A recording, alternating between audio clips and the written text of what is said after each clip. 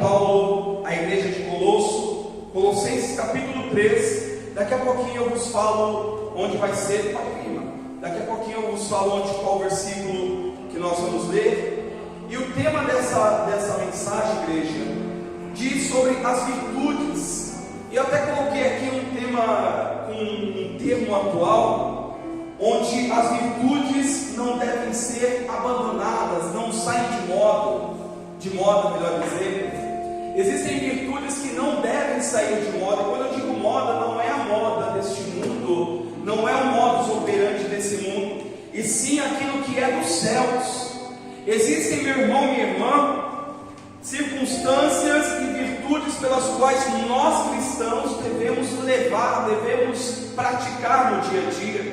Devemos estar sempre operando, porque é assim que Deus espera da igreja dele. Quem é a igreja do Senhor Jesus? Diga amém. Amém. Então essa mensagem é para você que é a igreja de Jesus Cristo. E o que significa virtude? O que é ser virtuoso? Ouça isso daqui: ser virtuoso significa ter uma qualidade moral, ou seja, uma característica positiva de um indivíduo que tem como inclinação praticar o bem. Por favor, repita comigo: ser virtuoso é praticar o bem. Aí muitos vão dizer: mas poxa, a virtude não é inerente só ao cristão. Verdade. Até alguns filósofos eles analisam a virtude sob dois pontos: a virtude intelectual. O que é a virtude intelectual? Aquela virtude que está associada à inteligência humana. Por exemplo, a reflexão, capacidade de raciocinar, o diálogo, a busca pelo conhecimento e o pensamento abstrato. Então, os filósofos do tempo antigo, Platão, entre outros, eles tratavam como, você tem a virtude intelectual, que é aquilo que você manifesta através de habilidades que você adquire. E também existe a virtude ética ou moral, que é a virtude associada à ideia de fazer o bem, como por exemplo, fugir das tentações, ser prudente, estar de acordo com as noções de bem, da ética e da justiça. Ou seja, a virtude moral é a ação ou comportamento moral condizente com a ética. Meu irmão, minha irmã, então, sobre esses dois pontos de vista, seja a virtude intelectual ou moral, nós como igreja do Senhor Jesus devemos carregar ambas. Porque muitos estão fazendo aquilo que aprenderam dentro de uma sala de aula. Muitos estão fazendo talvez aquilo que aprenderam dentro dos seus lares, que é louvável. Amém? Trazer a virtude que nós aprendemos da vida, que os nossos pais nos delegaram, é muito virtuoso, é excelente. Mas existem coisas, meu irmão, minha irmã, que aí você vai entender o ponto de vista da fé, que é o Espírito Santo que nos ensina. Existem coisas que nós não adquirimos por habilidade própria, não está em nós, está em Deus. Não é uma herança nossa, porque a nossa carne originalmente herdou a corrupção. Sim ou não? Todos nós fomos gerados no pecado. Então é preciso que haja uma transformação, é preciso que haja uma renovação de mente. E aí Romanos 12:2 fala sobre isso. Paulo fala sobre isso à igreja de Romanos, que nós não devemos nos contentar com as coisas desse mundo, que nós não devemos nos acomodar com as coisas desse mundo, mas devemos o quê?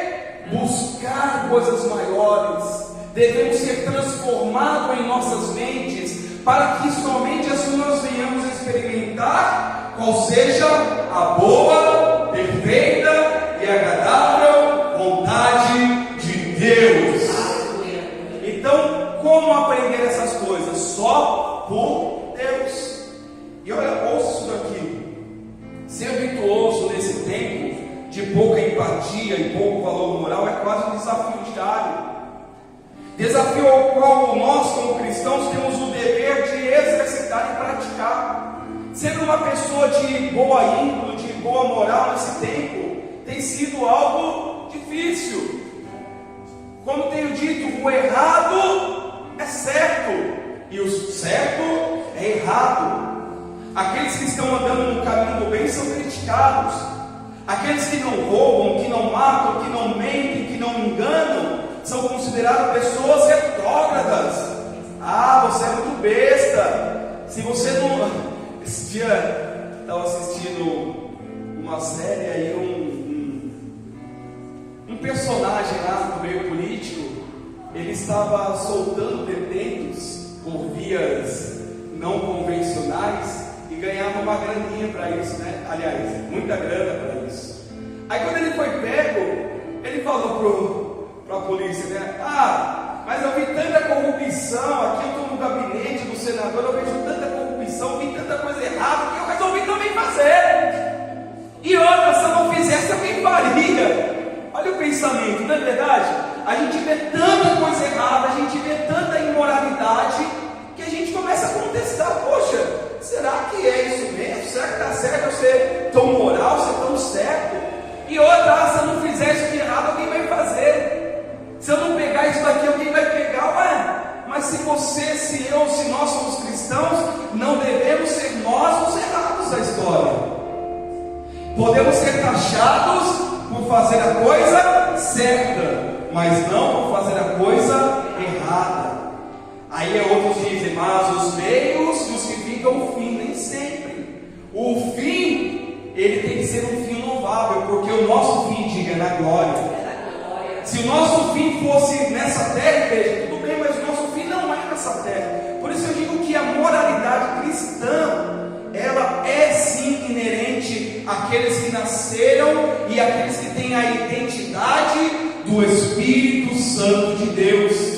E olha o que Paulo diz na sua carta à igreja de Colossos, capítulo 3, verso 12 ao 17. Só eu que não abri aqui, peraí, igreja. Eu estava falando tanto aqui que eu esqueci de achei.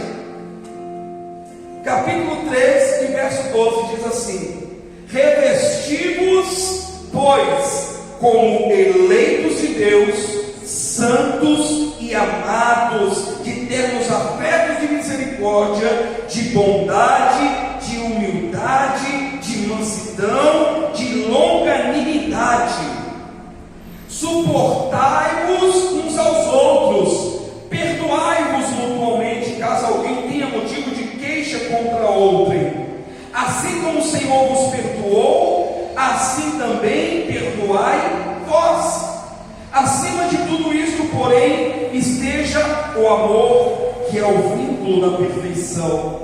Seja a paz em Cristo o árbitro em vosso coração, a qual também fostes chamados em um só corpo, e sede agradecidos.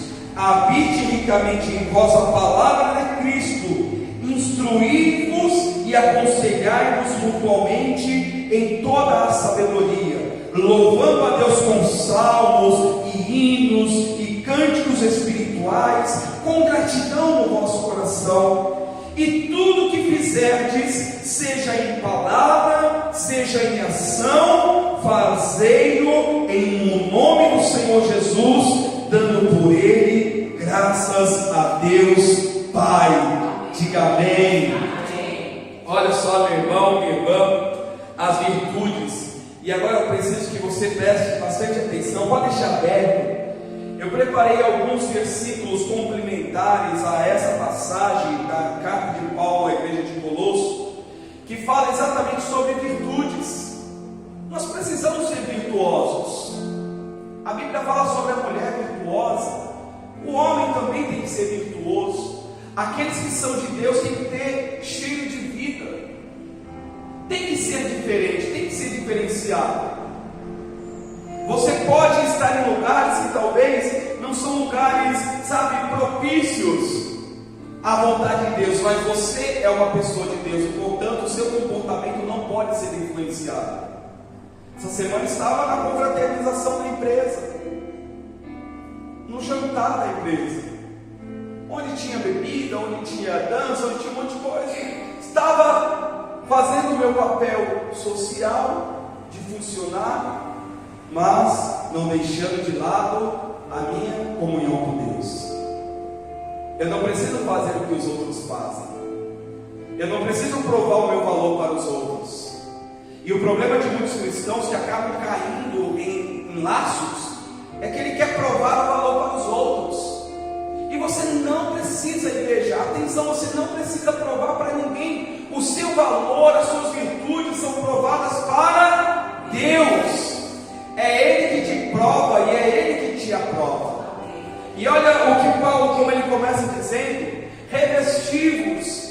Existe uma ação minha e sua de revestimento. O que é vestir? É você tomar as suas vestes. O que é revestir? É você tomar aquilo que é espiritual. A Bíblia fala sobre isso também, da armadura, não fala? Revestido de toda a armadura. Aqui ele está falando de valores éticos e morais.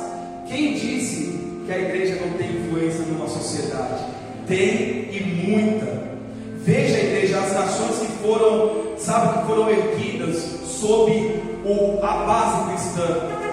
Hoje muitas se perderam, mas veja, por exemplo, países que cresceram no berço do cristianismo verdadeiro, como que Deus abençoou aquelas nações.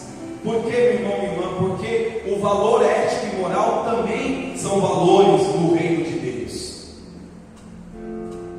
Você acha que a ética, a moralidade vem do homem? Não, da nossa carne só vem o que não presta, vem de Deus.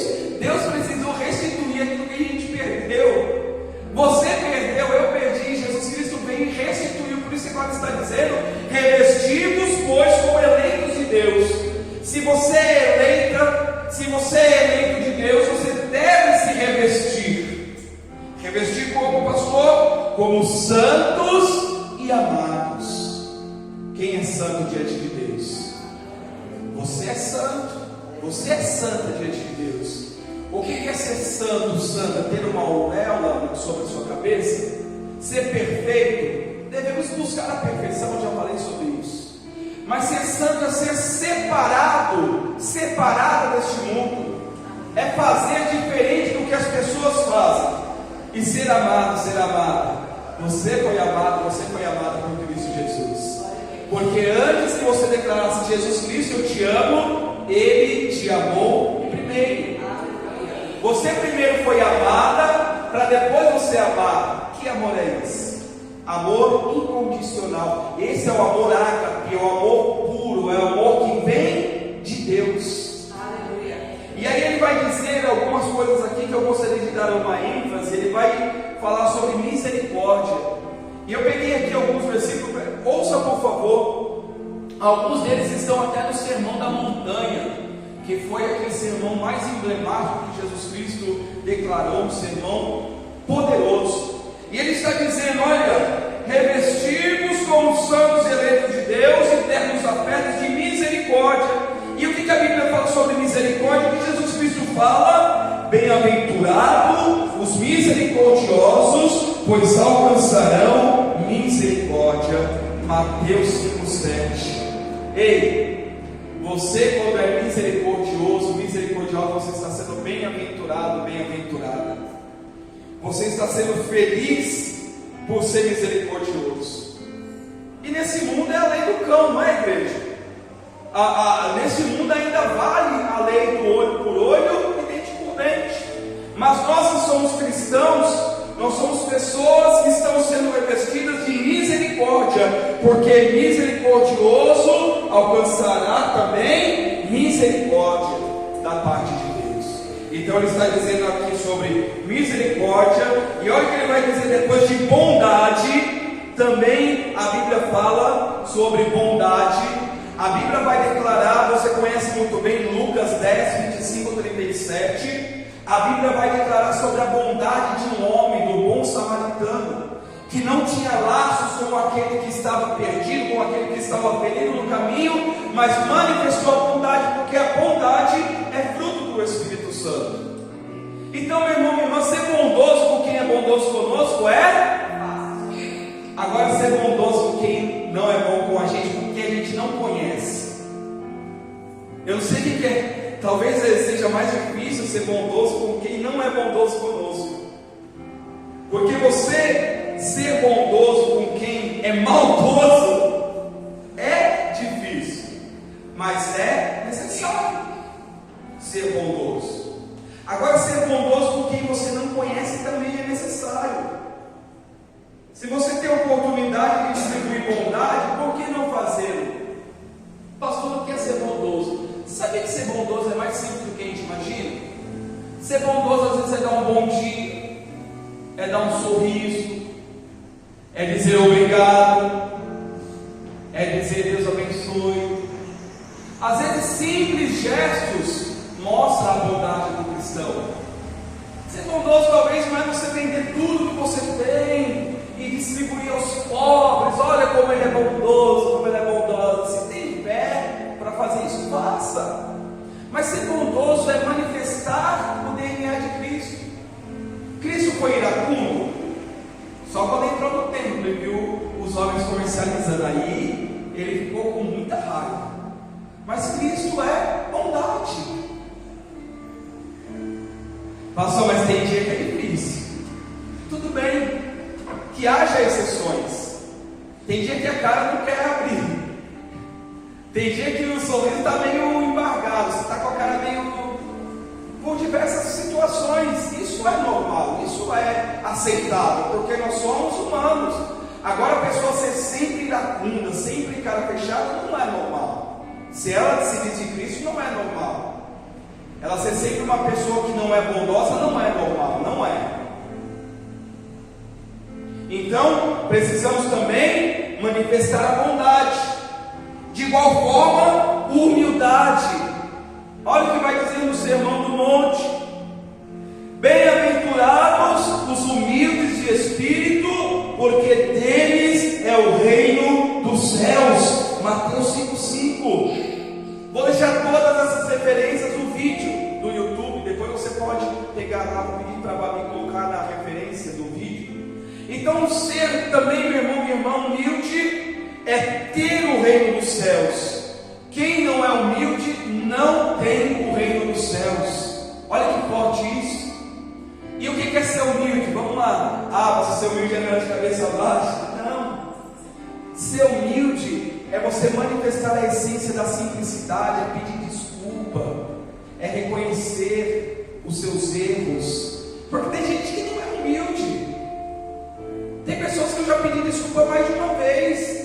E não necessariamente era minha obrigação ter pedido, mas eu pedi, porque melhor eu ser humilde e estar bem diante de Deus do que não ser. E às vezes a pessoa está do outro lado, lá toda, sabe, toda orgulhosa, e quando você é humilde, você quebra isso. Ninguém espera, fulano me pediu, fulano. Isso é ser humilde, igreja. Pastor, isso é ser besta. Não pensa assim.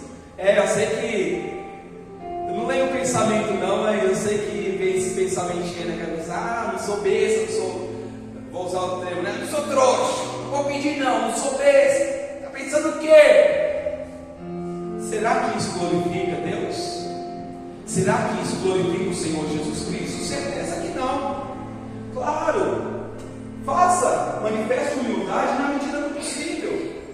A Bíblia fala que há tempo para tudo, para todo o propósito debaixo dos céus. Então tem hora de aproximar e tem hora de afastar.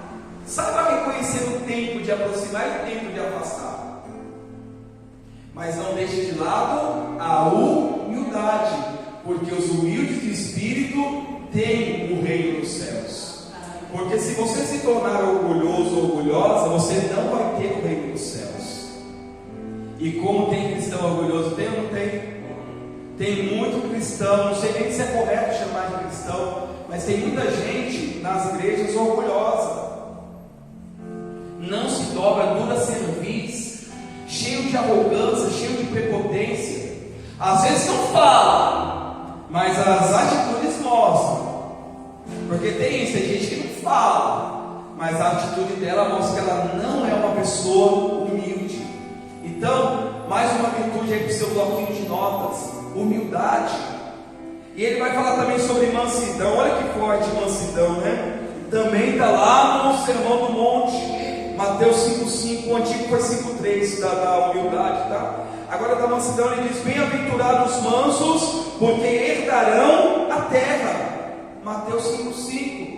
Ser manso, vou de novo falar, ser manso não é ser tapete dos outros. Pisa, pode pisar, eu sou manso, pisa mesmo. Como diz o pastor Cláudio, pisa mesmo, pisa. Não é assim.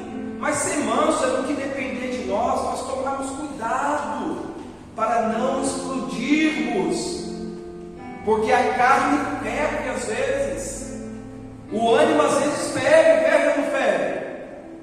Moisés foi considerado, o pessoal fala muito de Jó, que foi um homem mais manso, mas imagina Moisés aguentando aquele povo 40 anos, reclamando e murmurando. Agora quero água.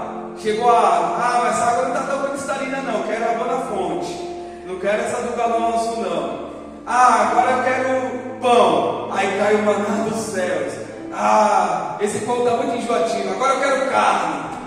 Imagina, aí cai carne, mas olha o sol, olha, está difícil, cadê a terra? A gente não chega nunca. Imagina, Moisés também tendo que ser manso diante de um povo arrogante, de um povo impaciente. Então a mansidão, meu irmão, minha irmã, é uma prova de que nós estamos nos desenvolvendo na presença de Deus. Quando a gente tem o controle, eu vou falar sobre longânimo que é a próxima, mas eu quero fazer um adendo à mansidão. Quando a gente é manso, por que a Bíblia diz que os mansos herdarão a terra? Porque o manso, muitas das vezes, o manso, todas as vezes, ele não é precipitado. E a precipitação só atinge aqueles que não são mansos, porque ele, ela tem que tomar a decisão, tem que tomar a atitude, tem que dar um checkmate, tem que trucar, tem que falar, tem que fazer. Falta mansidão, falta esperar, olhar, observar, ver qual é melhor. Claro, igreja, vou ser bem sucinto nisso. E você é uma pessoa de Deus, inteligente, está recebendo essa palavra com certeza, com a inteligência do Espírito Santo. Tem situações que a gente precisa mesmo meter o pé na porta, amém? Tem situações, agora vocês falam amém, né? Entendi, vocês querem meter o pé na porta, né? Não, tem situações que a gente precisa agir rápido. Moisés estava lá todo manso. Senhor, estou em frente ao mar vermelho, esses milhares atrás de mim, sabe, Senhor, o que vai ser? E a coluna de fogo segurando o inimigo. Aí Deus disse: Moisés, oi Senhor, para de orar. Agora é a hora de estender o teu cajado. Estende o teu cajado, toca nas águas, que as águas se abrirão. Então às vezes a gente precisa pegar o cajado e dar uma cajadada. Não é na cabeça do povo não, hein, igreja? Que dá vontade, às vezes dá. Não tem gente que às vezes dá vontade de você pegar o cajado e pá! Acorda!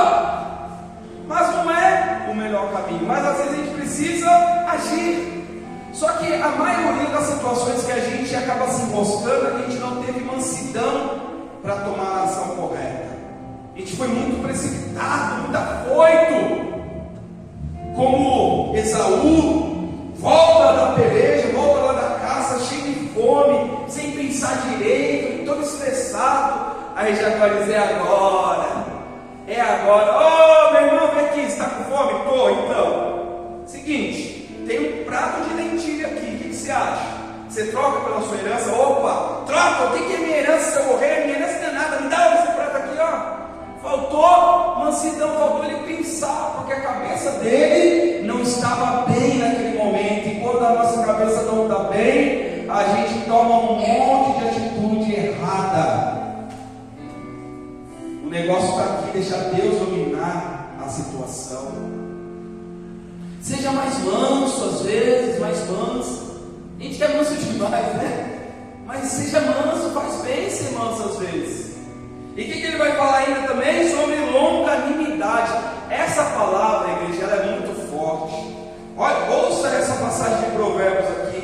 Melhor é o longânimo do que o herói de guerra, e o que domina o seu espírito do que o que toma uma cidade. Provérbios 16:32.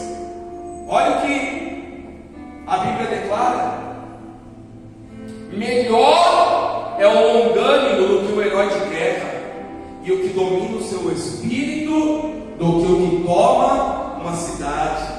Porque ter longanimidade é diferente de mansidão, que é você ter calma nessa hora. Ser longânimo é você saber esperar. Longanimidade. E às vezes falta isso.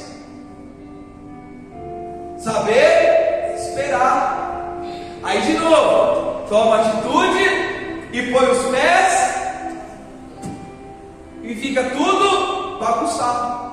Aí fala, Senhor, por quê? Senhor fala, por quê? Você sabe por quê? Você está me perguntando por quê, mas você sabe, porque você não foi longânimo.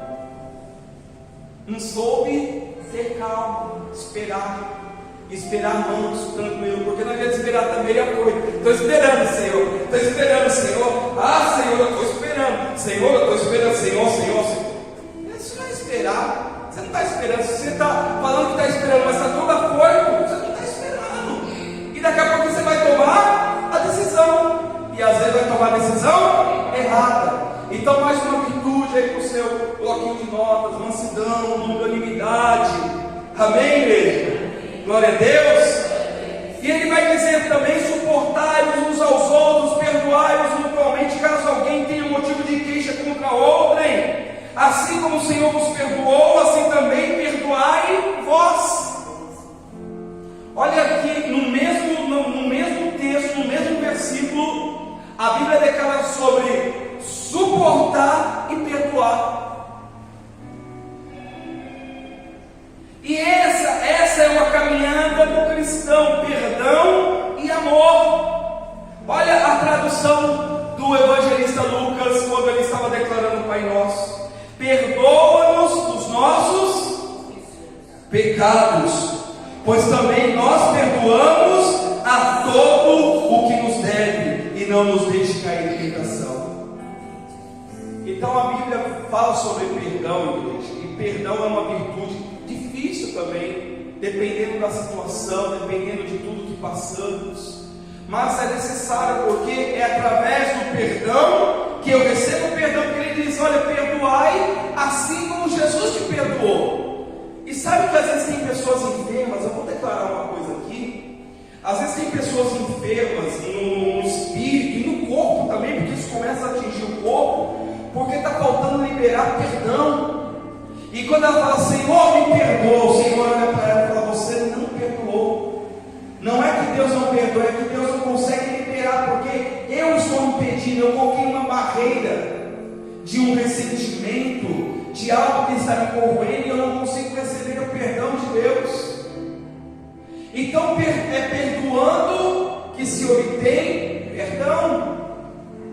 Então essa é uma virtude, igreja, que nós devemos também levar em consideração. É como diz, né? Perdão não é amnésia. Não é, perdoei, agora sofri de amnésia, apagou tudo. Não! Às vezes vai vir aquele pensamento, você está repreendido. Vai vir aquela, você repreende. Fala: não, perdoei, não quero mais essa mágoa no meu coração. Não quero. Isso é o perdão. Porque é através desse perdão que você também é perdoado. E ele diz: porque acima de tudo isso seja o vínculo, o amor, que é o vínculo da perfeição.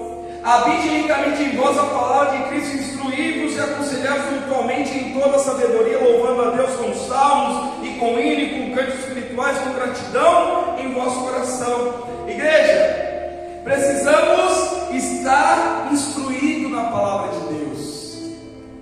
Olha o que Paulo diz ao jovem Timóteo. Ele diz: procura apresentar-te a Deus aprovado, como obreiro que não tem de que se envergonhar e que maneja bem a palavra da verdade. Igreja, como que eu vou? Olha que coisa gloriosa. Primeiro, eu tenho que ter a palavra habitando em mim. Habite ricamente em vós a palavra. Pergunto-lhes: como está a palavra aí dentro de você? Você tem dificuldade com a palavra de Deus? Dificuldade em localizar os livros da palavra? Dificuldade em, lembrar do que você leu? Pratique mais. É praticando que eu sou aperfeiçoado. Como que um corredor de maratona, ele chega, sabe, numa maratona longa de 15, 20 quilômetros, de 30, 50 quilômetros, praticando? Ele não começa correndo nos 50 quilômetros. Ele começa correndo 2 quilômetros, 3 quilômetros, 4, 5, vai aumentando. Até que chega um momento que ele está totalmente apto a correr 3, 4 horas, 5 horas sem parar. Tem gente que não está praticando a palavra, não lê, não ouve, não abre a Bíblia, que seja no aplicativo de celular. Mas pratique a palavra, habite em vocês ricamente a palavra,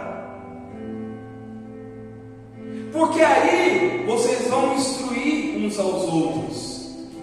Tem gente que muitas das vezes não tem uma palavra para dar, não lembra, porque está faltando comer mais a palavra de Deus, porque ele diz: olha, através disso você vai obter sabedoria, como diz também em Provérbios, com tudo que tens, adquire a sabedoria, ela é mais valiosa do que a prata, do que o ouro.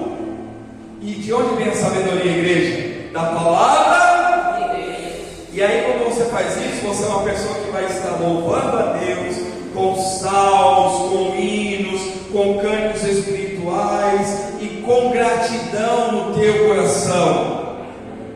Seja grata a Deus por tudo. Às vezes a gente murmura muito, igreja, a gente tem que vigiar. Às vezes os pensamentos são pensamentos de derrota, de murmuração. Um exemplo, às vezes vou dar um exemplo aqui, só uma hipótese, né? Hipoteticamente falando. A pessoa está com um carro, não é um carro do ano, mas é um carrinho que ela consegue se locomover, um carrinho bom. Às vezes mora num lugar que não é um palácio, mas é uma casa que ela consegue, sabe, ter a sua tranquilidade.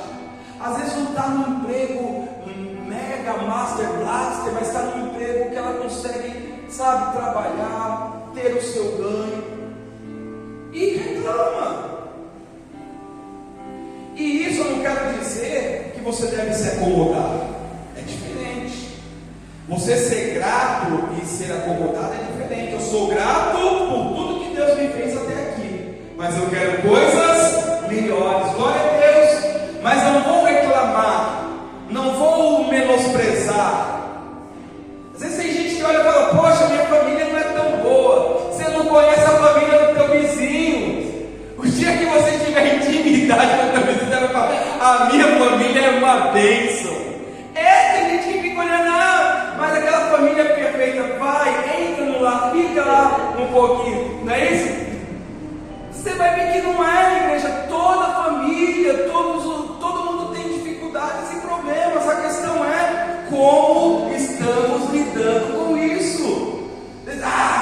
Quero uma família melhor, vou arrumar uma esposa melhor, vou arrumar um marido melhor. Vá, fica com o que tu tens, fica porque, olha, a coisa não está fácil não. O seco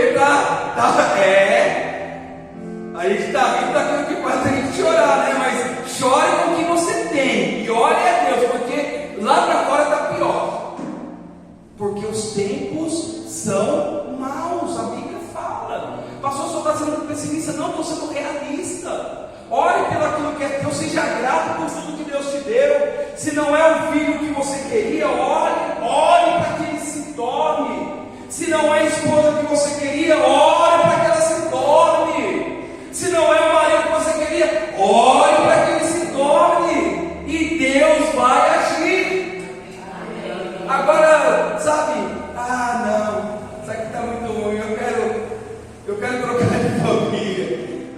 Você já viu aquele programa que eu não gosto muito de assistir não, mas de vez em quando eu vejo lá, troca de família. Você viu o sufoco que as esposas passam? Ela achando que o marido dela é ruim, na hora que ela vai para o outro lado, ela quase surta, não aguenta. É a realidade, igreja. Então seja grato a tudo que Deus tem feito na sua vida. Seus pais podem não ser o pai do sonho, da Disney. Eu queria que meu pai fosse o rei de Nárnia. A gente não é um mundo paralelo, a gente vive uma realidade, igreja. Não é uma ficção. faz é bom. E Deus vai trabalhar para tornar a sua vida melhor. Mas permita que Ele faça isso, amém? E para eu terminar aqui, igreja, olha que não podia terminar de uma forma melhor. E tudo que vocês fizerem, seja em palavra, seja em ação, fazei-o em nome do Senhor Jesus, dando por Ele graças a Deus Pai. Portanto, quer comais, quer bebais, ou façais outra coisa qualquer, fazei tudo para a glória de Deus. 1 Coríntios 10:31. Então, minhas amadas irmãs, você que acompanha esse vídeo, tudo que nós fizermos tem que ter a marca de Cristo, em tudo, em palavra, em ações, comendo, bebendo, dormindo, andando, levantando, sentando, onde você estiver, é para a glória de Deus Pai, em nome de Jesus.